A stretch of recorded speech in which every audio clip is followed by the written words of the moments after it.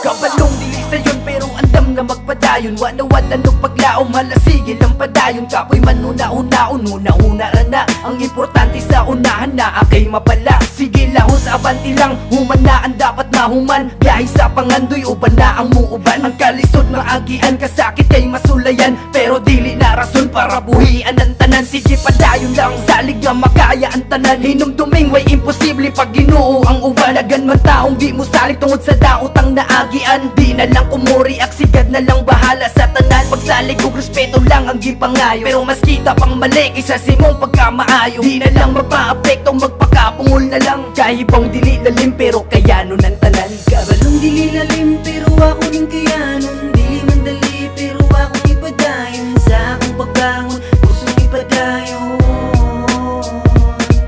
Kabalong dili lalim pero ako ning kayanon. Dili man dali pero ako ipadayon. Sa akong pagbangon, pusong ipadayon.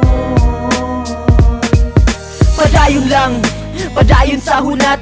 Ayaw ug kalimot na ay Ginoong gauban. Gauban sa tanan nimong mga pagsulay. Suga nimong kusog ug mao imong kalipay. Hunat padayon lang sa imong paglakaw. Ayaw ug kalimot ihangad ra sa babaw. Sa tanan nimong pangandoy ihatag ra puhon. Salig lang yun sa proseso ug walay makapugong.